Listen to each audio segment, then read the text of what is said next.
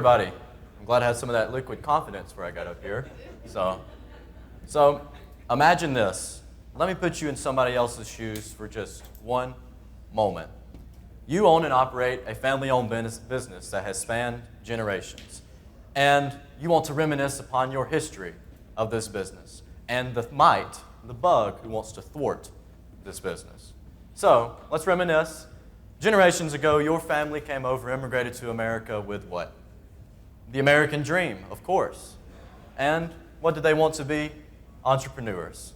The home of the brave and land of the free. With a little grit, anything is possible. So they want to be entrepreneurs, and their product of choice, dry-cured hams, such as the Italian prosciutto or the American country ham, like you can get at Cracker Barrel down the road. So this has been mites have been discovered in 1780s that actually plagued these hams, but wasn't really an issue at the time. But in 1920, there was a magic substance, almost like a gas. It worked like magic that prevented these mites from adulterating and plaguing these hams. These mites would make product loss, rework, and it would be costly to these dry-cured ham producers. But after the introduction of this magic substance named methyl bromide, almost all of your problems went away. These mites were no longer an issue, nor was any other pest.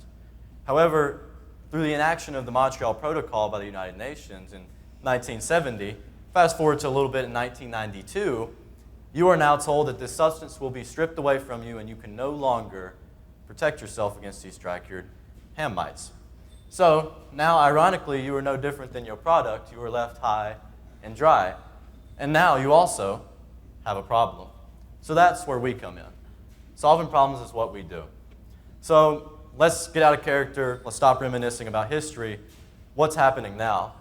So from the past, what's happening now, many producers suffer from this issue. In a recent study, 25 ham producers were examined, and out of them, around 75 to 80% said they suffered from this mite problem.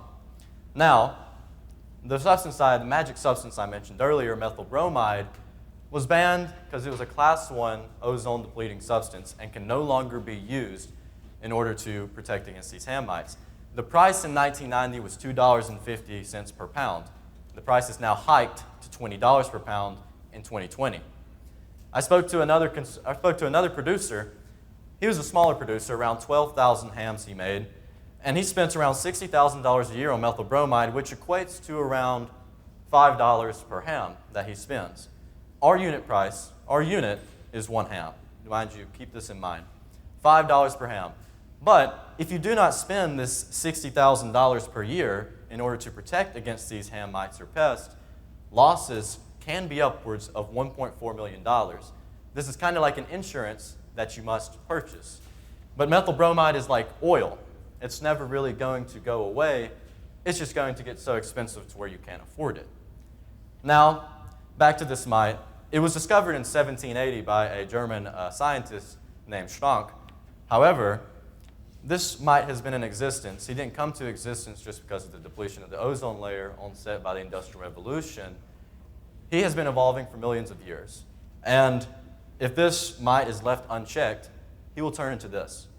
He will be so happy that he has as much food in the world as he needs. No methyl bromide, unlimited food. However, our goal as Diversified Food Solutions is to turn this cute face into sweating bullets, oh Neptune, God help us all.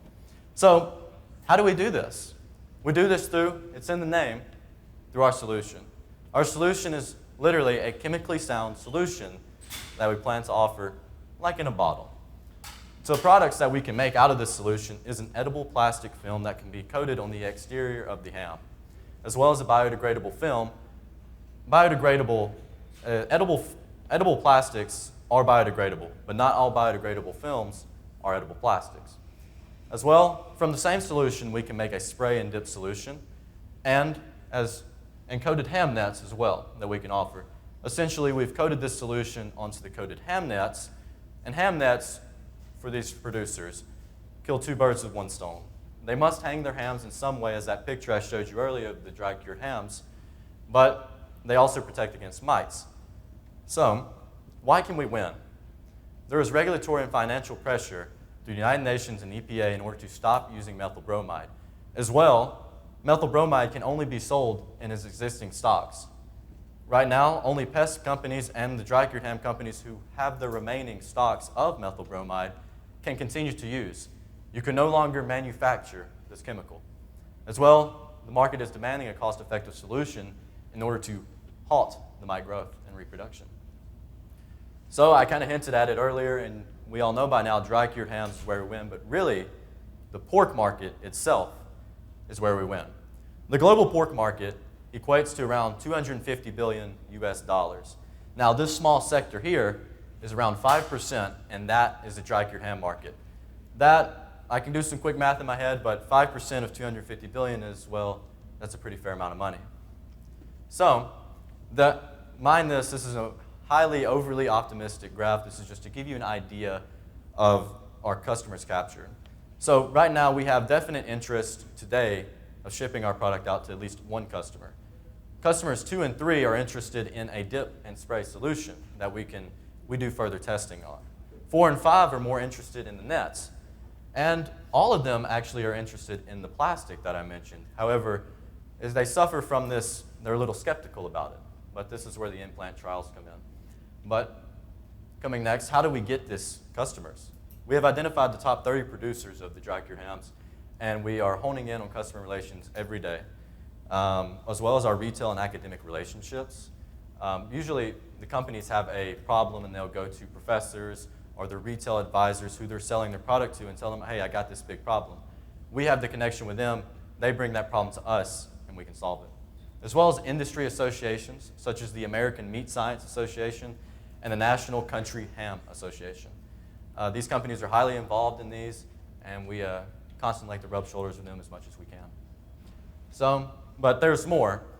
I'm with Mississippi State University, and while I'm an inventor on 3 of these, we have to license these products through Mississippi State University. But there are a whole host of other products Mississippi State offers. But you may ask, if these products are so great, why aren't they licensed already? I believe it's just due to a simple lack of knowledge. These coated ham nets are a good solution and a good alternative to methyl bromide. However, nobody just knows about it. So, next up, what do we need now? As a company, we need to still build a strong team. More than ever, hiring employees is a difficulty, especially when you are a startup company, to get somebody to stick with you. I currently have 1 employee, and she works very hard and very diligently, but we're going to need to build a stronger team. As well as validating our minimum viable product. We have sent out coated ham nets, but we have not sent out our edible plastic film for implant trials. However, all of these products are being submitted for academic review, peer review, and journal publication as of now. As well, we need to validate our price point. That graph you've seen earlier that was linear and very unrealistic is based off of a $3 price point. They're spending $5 per ham right now. That graph was based off of a $3 price point. However, we need to validate this price and further conduct market research and build our customer relationships through strong interaction. So, as I mentioned earlier, problem solving is what we do, but I'm a scientist by training. It's in my heart. I love discovering new things, inventing new solutions. However, and I love to push this to my company, to any employee that comes, problem solving isn't just what we do, it's who we are. And I thank you guys for listening, and I'm open to any questions.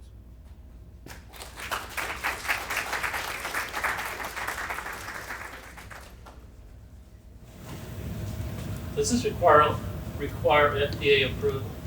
So all these substances that we use for these right here, since it's the exterior of the packaging, it is not actually an ingredient of the dry cured ham. It does not need FDA approval, and even if it did need FDA approval, these are all GRAS substances which we use. We have an IP on the ingredients in here, but all of them are GRAS. Essentially, you can put as much into the product as you want to, and it will still be safe for consumption. So this is really specific. It's interesting, but it's really specific. So I think there's probably some kind of backstory there. I mean, was your goal always to kill mites that affect dry cured ham? What's the backstory? How'd you get involved in this? That's an excellent question. So Mississippi State University, it's really academic research we're in the muscle foods and sensory laboratory, connects with these dry-cured ham companies. They've been, as I said, they've been suffering from this mite problem for quite some time. Ever since the 90s, the USDA has now enacted grants in order to find new solutions for this. And this is part of a USDA grant to find alternative solutions for methyl bromide. Since it is an ozone-depleting substance, these substances here you can eat. So that's really how we got involved with this, but also in collaboration with Kansas State University, entomologists there, bug scientists, we work closely with them. So it is a very specific, you are correct, but it is So you a... get into this development, you thought, okay, there could be a business here. That's right. So there was a startup summit from Mississippi State. It was 4 months ago, actually, so the company's very young. But since then, it was just an idea. Had a great idea, great product, actually. The products are fully working prototypes, but it's just to get involved in that needed some push. So and that's what they did here. So are you on staff at MSU, or are you a professor? I'm a graduate student as of now. So is your goal to stay on staff, or I guess be on staff, or go run a company? We'll see. I really, as more as I worked with this is a very young company, 3 months old, pretty much. The more and more I do it, the more and more I like it. But my studies are very important, but this can really have a real world impact and help some people out. A lot of dry-cured hams companies are family-owned businesses, and their livelihoods depend on continuing to manufacture this product. So if I can help somebody out, that's my main goal. And then talk about the technology. Does MSU own it? Do you own it? The company own it? That's right. So MSU owns the patent on the technology. Actually, this edible plastic and film, these right here are being patented as of now. This was submitted. This is already patented. And Mr. Jeremy Clay, actually, this is going through general counsel right now to be licensed to our company. Is it just a physical barrier to the mites? So it has active ingredients in there that actively halts mite growth and reproduction, as well as a physical barrier in between the product that can't get through it. Although it's water soluble, you can put it in your mouth and eat it, but the ham mites cannot do that. So it creates a physical barrier as well as a chemical barrier as well. Methyl bromide kills them chemically, but it didn't create a barrier. So this is almost like a packaging and chemical solution. And the ham nets really do that. And can the solution extend to other products down here? Absolutely. So these films and plastics, you can even go into the sausage market, making edible casing. So you eat the pork intestines. If you want to make a plant-based sausage, you use this biodegradable edible film as a casing instead. Or you can put it on health products, beauty products, pill capsules. A lot of this has been heavily documented in the past are ingredients. So it's used in the food industry very highly, even in the salad dressing market. We could actually make salad dressings with the same ingredients.